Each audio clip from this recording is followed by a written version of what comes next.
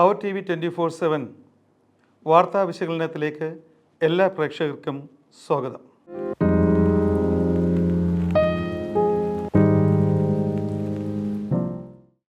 മാനവരാശിക്ക് സമാധാനത്തിൻ്റെയും സന്ദേശത്തിൻ്റെയും സാഹോദര്യത്തിൻ്റെയും കാരുണ്യത്തിൻ്റെയും ഒക്കെ പ്രതീകമായ റമദാൻ ഇന്ന് അവസാനിച്ചിരിക്കുകയാണ്.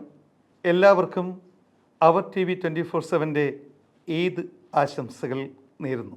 ഇന്ന് വാർത്താ വിശകലനത്തിൽ വളരെ ഗൗരവമായ ഒരു വിഷയം ചർച്ച ചെയ്യാനാണ് ഞങ്ങൾ ആഗ്രഹിക്കുന്നത്.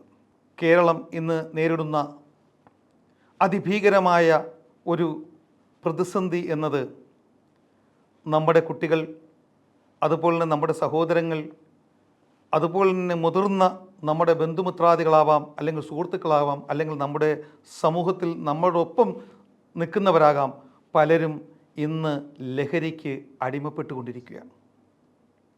അതിലേറ്റവും കൂടുതൽ രൂക്ഷമായിരിക്കുന്നത് സ്കൂൾ വിദ്യാർത്ഥികൾ, ബഹുഭൂരിപക്ഷം വരുന്ന കുട്ടികൾ, ധാരാളം കുട്ടികൾ ഇന്ന് ലഹരിക്ക് അടിമപ്പെട്ടുകൊണ്ടിരിക്കുന്ന ഒരു സാഹചര്യത്തിലൂടെയാണ് കേരളം കടന്നു പോകുന്നത്. ഒരുപക്ഷെ കോവിഡിനേക്കാൾ അതിഭീകരമായ ഒരു സ്ഥിതിവിശേഷമാണ് ലഹരിക്ക് അടിമയായിക്കൊണ്ടിരിക്കുന്ന നമ്മുടെ കുട്ടികളുടെ ഇന്നത്തെ അവസ്ഥ.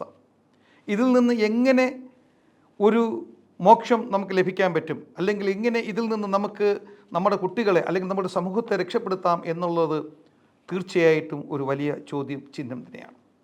ഒരു ഗവൺമെൻറ് നടപടിയിലൂടെയോ അല്ലെങ്കിൽ പോലീസിൻ്റെ നടപടിയിലൂടെയോ നിയമ നടപടികളിലൂടെയോ ഒരിക്കലും നമുക്ക് ഈ പ്രശ്നം പരിഹരിക്കാൻ കഴിയുകയില്ല.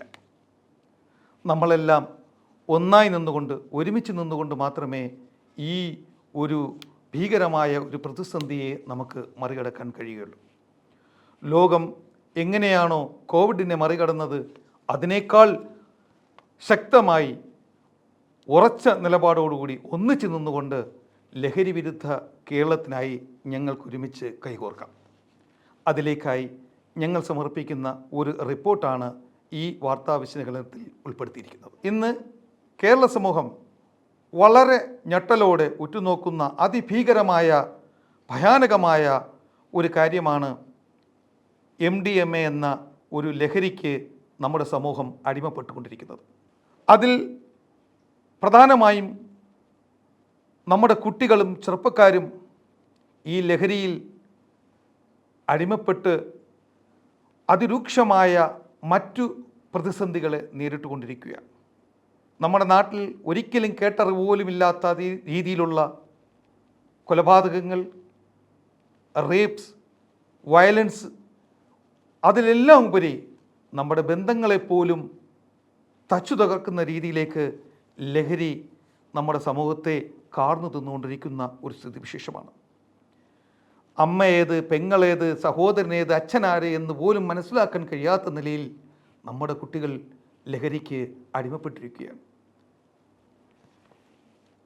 ഈ ഒരു പ്രതിസന്ധിയിൽ നിന്ന് നമുക്കെങ്ങനെ രക്ഷപ്പെടാം എന്നത് ഒരു വലിയ ചോദ്യചിഹ്നം തന്നെയാണ്. ഈ വാർത്താ വിശകലനം ചെയ്യുമ്പോൾ ഒത്തിരി ചോദ്യങ്ങളാണ് ഞങ്ങളുടെ മുമ്പിലേക്ക് കടന്നു വരുന്നത്. അതിൽ ഏറ്റവും പ്രധാനപ്പെട്ട ഒരു ചർച്ചാ വിഷയമെന്നത് ഇന്ന് നാം കാണുന്ന ഏറ്റവും വലിയൊരു ലഹരി എന്നത് MDMA ഉപയോഗമാണ്. MDMA മാത്രം ഒതുക്കി നിർക്കാൻ നമ്മൾ ആഗ്രഹിക്കുന്നില്ല. കഞ്ചാവ്, മദ്യം, മറ്റു സിഗരറ്റ്സുകൾ, മറ്റെല്ലാം ഇതിൻ്റെ ഭാഗമാണെങ്കിലും ഇതിനെല്ലാത്തിൻ്റെ ഏറ്റവും ഉഗ്രവിഷമുള്ള ഒരു ലഹരിയാണ് MDMA എന്നതാണ് നമുക്ക് മനസ്സിലാക്കാൻ കഴിഞ്ഞിട്ടുള്ളത്. അപ്പോൾ എങ്ങനെയാണ് ഈ ഒരു വിഷയത്തിൽ നിന്ന് നമ്മുടെ രാജ്യത്തെ, നമ്മുടെ സമൂഹത്തെ രക്ഷപ്പെടുത്താൻ കഴിയുക? ഒരു ഗവൺമെൻറ്റിന് ഒരിക്കലും അവരുടെ നിയമ നടപടികളിലൂടെ ഒരിക്കലും ഇതിൻ്റെ സോഴ്സ് വെട്ടിക്കളയാൻ അല്ലെങ്കിൽ നിർത്തലാക്കാൻ കഴിയും എന്ന് കരുതുന്നത് ഒരു വിഡ്ഢിത്തമായിരിക്കും. പക്ഷേ ഗവൺമെൻറ് എല്ലാ ഭാഗം ജനങ്ങളെയും വിശ്വാസത്തിലെടുത്തുകൊണ്ട് ഒരു ഒരു ഒരു ഊർജ്ജസ്വലമായ ഒരു പ്രവർത്തനത്തിന് തുടക്കം കുറിക്കുകയാണെങ്കിൽ തീർച്ചയായും ഈ വിഷയം നമുക്ക് പരിഹരിക്കാൻ കഴിയും, ഒരു പരിധിവരെ പരിഹരിക്കാൻ കഴിയും എന്ന് ഞങ്ങളും വിശ്വസിക്കുന്നു. അതിൻ്റെ ഭാഗമായിട്ട് ഞങ്ങൾക്ക് വയ്ക്കുവാനുള്ള ആദ്യ നിർദ്ദേശം ഒന്നത് MDMA ഉറവിടം എവിടെ നിന്നാണ്, ആരാണ് MDMA നമ്മുടെ നാട്ടിൽ എത്തിക്കുന്നത്, എങ്ങനെയാണ് MDMA ജനങ്ങളിലേക്ക് എത്തിച്ചേരുന്നത്, ഇത് കണ്ടുപിടിക്കേണ്ടതിൻ്റെ ഉത്തരവാദിത്വം ഒരു ഗവൺമെൻറ്റിന് തന്നെയാണ്. നമ്മുടെ ഗവൺമെൻറ്റിൻ്റെ ഭാഗമായ മറ്റു ലോ എൻഫോഴ്സ്മെൻറ്റ് ഏജൻസികൾ, അതിന് സമാനമായ മറ്റു ഏജൻസികളുടെ ഉത്തരവാദിത്വമാണ് MDMA എങ്ങനെയാണ് കേരളത്തിൽ എത്തിച്ചേരുന്നത്. അതൊരു വലിയ പ്രധാനപ്പെട്ട ഒരു ചോദ്യം ചിഹ്നം തന്നെയാണ്. ഈ ചോദ്യം ഞങ്ങൾ ഗവൺമെൻറ്റിനോടാണ് ചോദിക്കുന്നത്. തീർച്ചയായിട്ടും ഇച്ഛാശക്തിയുള്ളൊരു ഗവൺമെൻറ് ആണെങ്കിൽ തീർച്ചയായിട്ടും ഇതിൻ്റെ ഉറവിടം കണ്ടെത്താനുള്ള ആദ്യത്തെ ശ്രമം ഇതിൻ്റെ ഉറവിടം കണ്ടെത്തുക എന്നത് തന്നെയാണ്. അതുകൊണ്ട് തന്നെ അവർ TV 27 സമർപ്പിക്കുന്ന ഒരു നിർദ്ദേശം എന്നത് സാക്ഷര കേരളം എന്ന മുദ്രാവാക്യത്തിലൂടെ കേരളം ഒരു സമ്പൂർണ്ണ സാക്ഷരതയാക്കാൻ നമുക്ക് മാതൃകയാകാൻ കഴിഞ്ഞിട്ടുണ്ട്. സാക്ഷരതാ കേരളമായി മാതൃകയാകാൻ കഴിഞ്ഞിട്ടുണ്ട്. കോവിഡ് വന്നപ്പോഴും ആ മഹാമാരിയിൽ നിന്ന് ലോകത്തിന് മാതൃകയാകാൻ കേരളത്തിന് കഴിഞ്ഞിട്ടുണ്ട്. പല വിപ്ലവ സമരങ്ങൾക്കും നേതൃത്വം കൊടുത്തുകൊണ്ട് ലോകത്തിന് മാതൃകയാകുവാൻ കേരളത്തിന് കഴിഞ്ഞിട്ടുണ്ട്. അതുകൊണ്ട് തീർച്ചയായും ലഹരി വിരുദ്ധ കേരളം എന്ന മുദ്രാവാക്യം ഏറ്റെടുത്തുകൊണ്ട് നമുക്ക് ഒരു ലഹരി വിമുക്ത കേരളം ആകാനുള്ള ഒരു വിപ്ലവകരമായ പ്രവർത്തനത്തിന് തുടക്കം കുറിക്കണം എന്നാണ് ആമുഖമായി നമുക്ക് പറയാനുള്ളത്. അതിൻ്റെ ഭാഗമായിട്ട് നമുക്ക് നിർദ്ദേശിക്കുവാനായിട്ടുള്ളത്, ഗവൺമെൻറ് ഒരു കമ്മീഷനെ അപ്പോയിൻമെൻറ്റ് ചെയ്തുകൊണ്ട് MDMA ഉത്ഭവവും അതിൻ്റെ സോഴ്സും അതിൻ്റെ ലോജിസ്റ്റിക്സും അതിൻ്റെ ഉപഭോക്താക്കളും അതിലൂടെ നേരിടുന്ന മറ്റു സാംസ്കാരിക പ്രശ്നങ്ങൾ അല്ലെങ്കിൽ വൈകാരികമായ പ്രശ്നങ്ങൾ, വയലൻസുകൾ, അതിലൂടെ നേടുന്ന കുട്ടികൾ, മുതിർന്നവർ, മറ്റുള്ളവരൊക്കെ അനുഭവിക്കുന്ന മറ്റു ഭവിഷ്യത്തുകൾ എന്നതിനെക്കുറിച്ച് ഒരു കമ്മീഷനെ അപ്പോയിൻമെൻറ്റ് ചെയ്തുകൊണ്ട് ദൂരവ്യാപകമായ നിലയിൽ ഇതിൻ്റെ ഒരു പ്രവർത്തനം എന്നേക്കുമായി വൈപ്പ് ഔട്ട് ചെയ്യുന്ന രീതിയിൽ അതിൻ്റെ ഒരു പ്രവർത്തന റിപ്പോർട്ട് ഗവൺമെൻറ് ആദ്യമായി തന്നെ എടുക്കണം എന്നാണ് ഞങ്ങൾക്ക് ആദ്യമായി അപേക്ഷിക്കാനുള്ളത്. ഗവൺമെൻറ്, നിയമസഭയും കക്ഷി രാഷ്ട്രീയത്തിനതീതമായി എല്ലാ പാർട്ടികളും ഒന്നിച്ചു നിന്നുകൊണ്ട് ഒരു ജുഡീഷ്യൽ കമ്മീഷനോ അല്ലെങ്കിൽ കളക്ടറുടെ നേതൃത്വത്തിലോ അല്ലെങ്കിൽ ഒരു എൻക്വയറി കമ്മീഷനോ രൂപീകരിച്ചുകൊണ്ട് MDMA ഉറവിടത്തെയും അതിനെ തച്ച് തകർക്കാനുള്ള നിർദ്ദേശങ്ങളും ഉൾക്കൊള്ളുന്ന ഒരു കമ്മിറ്റി രൂപീകരിക്കണം എന്നാണ് നമുക്ക് ആദ്യമായിട്ട് നിർദ്ദേശിക്കുവാനുള്ളത്.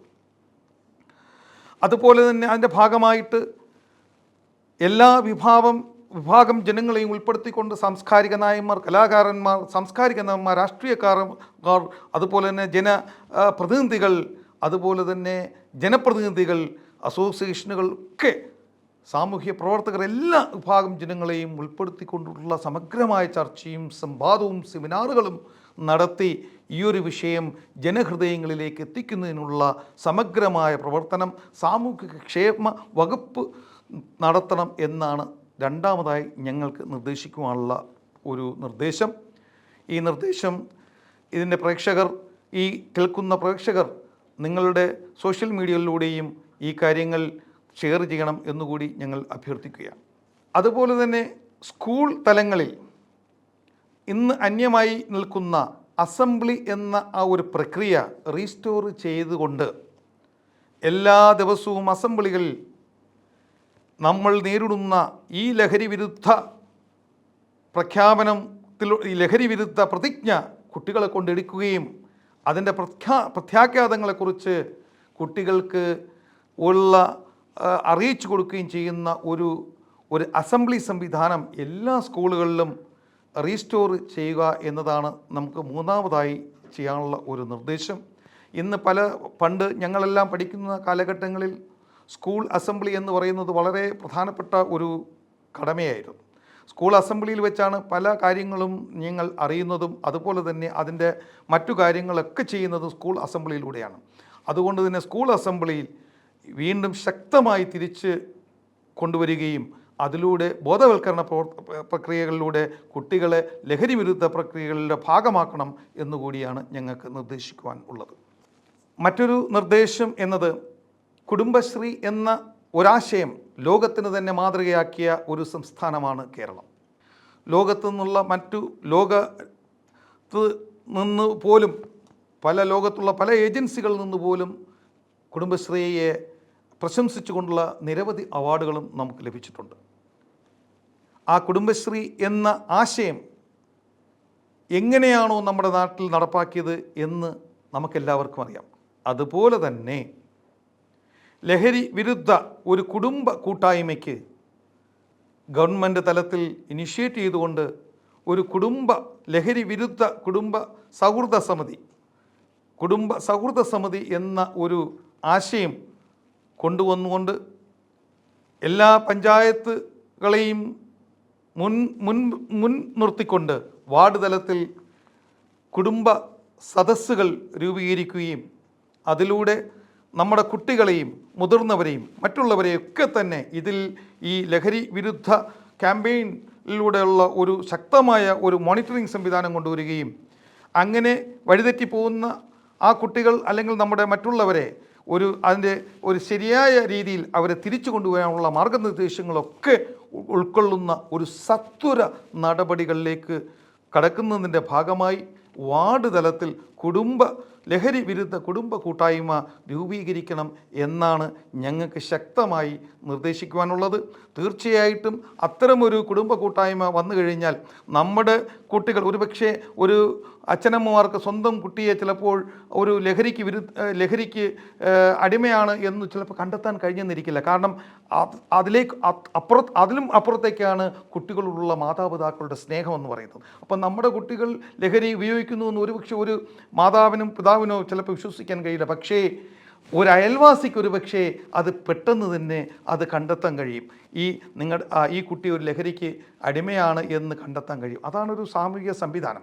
അതുകൊണ്ട് തന്നെ നമ്മുടെ അയൽവാസികളെയും നമ്മുടെ സഹപ്രവർത്തകരെയൊക്കെ ഉൾപ്പെടുത്തിക്കൊണ്ട് നമ്മുടെ കുട്ടികളുടെ സുരക്ഷിതത്വം നമ്മുടെ സമൂഹത്തിൻ്റെ സുരക്ഷിതത്വമാണ് എന്ന ഒരാശയം മനസ്സിലാക്കിക്കൊണ്ട് ഒരു കുടുംബ കൂട്ടായ്മയിലൂടെ തീർച്ചയായിട്ടും ഈ ഒരു ലഹരി വിരുദ്ധ കേരളത്തിന് ഒരു വലിയ ഒരു സംഭാവന നൽകാൻ കഴിയും എന്നാണ് ഞങ്ങൾ വിശ്വസിക്കുന്നത്. തീർച്ചയായിട്ടും ഈ ഒരു നിർദ്ദേശവും ഗവൺമെൻറ് ഏറ്റെടുക്കണം. തീർച്ചയായിട്ടും അവർ TV 24/7 ഈ മുന്നോട്ട് വെച്ച ഈ എല്ലാ നിർദ്ദേശങ്ങളും ഒരു ഇമെയിൽ സന്ദേശമായി തീർച്ചയായിട്ടും മുഖ്യമന്ത്രിക്ക് ഇമെയിൽ സന്ദേശത്തിലൂടെ ഞങ്ങൾ അയക്കുന്നതായിരിക്കും. തീർച്ചയായിട്ടും നമ്മുടെ ഒരു 10 12 അല്ലെങ്കിൽ കുറച്ചു പേരായിരിക്കാം ഞങ്ങളുടെ ഈ ഒരു ക്യാമ്പയിൻ ഒരുപക്ഷെ നമ്മുടെ ഈ നിർദ്ദേശം കേട്ടിട്ടുള്ളത് എങ്കിലും ഒരാളെയെങ്കിലും ഈ ഒരു ക്യാമ്പയിൻ്റെ ഭാഗമായി ഞങ്ങൾക്ക് കൺവിൻസ് ചെയ്യാൻ കഴിഞ്ഞുവെങ്കിൽ ഞങ്ങളുടെ ഈ ഒരു ബോധവൽക്കരണ പ്രക്രിയ ഒരു വൻ വിജയം എന്ന് തന്നെയാണ് ഞങ്ങളുടെയും വിശ്വാസം. ഈ ഒരു ലഹരി വിരുദ്ധ കുടുംബ കൂട്ടായ്മ എന്ന ആശയം എല്ലാ ജനങ്ങളിലേക്ക് എത്തിക്കുവാൻ എല്ലാ പ്രേക്ഷകരും ഞങ്ങളോടൊപ്പം ഉണ്ടാകണം എന്നുകൂടി അഭ്യർത്ഥിക്കുകയാണ്.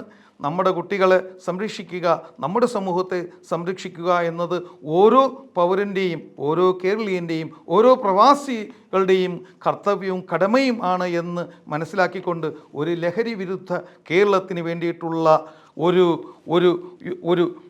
വിപ്ലവകരമായ ഒരു പ്രവർത്തനത്തിന് വീണ്ടും നമുക്കെല്ലാം ഒരുമിച്ച് കൈകോർക്കാം. അതിൽ എല്ലാ പ്രേക്ഷകരും നമ്മളോടൊപ്പം നിൽക്കണം. ഈ സമൂഹത്തിൻ്റെ ഒരു ഗവൺമെൻറ്റിൻ്റെ രാഷ്ട്രീയത്തിനതീതമായി അല്ലെങ്കിൽ ഒരു ജാതി വർഗ വിവേചനങ്ങൾക്ക് അതീതമായി അല്ലെങ്കിൽ രാഷ്ട്രീയങ്ങൾക്ക് അതീതമായി നമ്മുടെ കുട്ടികൾ, നമ്മുടെ സമൂഹം, നമ്മുടെ ഉറപ്പ് എന്ന മുദ്രാവാക്യം ഉയർത്തിക്കൊണ്ട് എല്ലാവരും ഈ ഒരു ക്യാമ്പയിൻ്റെ ഭാഗമാകണം എന്നുകൂടി അഭ്യർത്ഥിക്കുകയാണ്. ഈ എപ്പിസോഡ് ഈ ഒരു വാർത്താ വിശകലനം വളരെ ഡെഡിക്കേറ്റഡായിട്ട് നമ്മുടെ ലഹരി വിരുദ്ധ കേരളത്തിന് വേണ്ടി സമർപ്പിക്കുകയാണ്. എല്ലാവരും ഈ ഒരു ബോധവൽക്കരണ പ്രക്രിയയിൽ നിങ്ങളുടെ എല്ലാവരുടെയും സമ്പൂർണ്ണ പിന്തുണ ഉണ്ടാകണം എന്ന് വിനീതമായി അഭ്യർത്ഥിക്കുകയാണ്. അവർ TV 24/7 വാർത്താ വിശകലനവുമായി ഇതേ ദിവസം ഇതേ സമയം വീണ്ടും കാണാം. നന്ദി, നമസ്കാരം. This program brought to you by NK Group, Lucky Center and Lucky Department Store, Ajuman.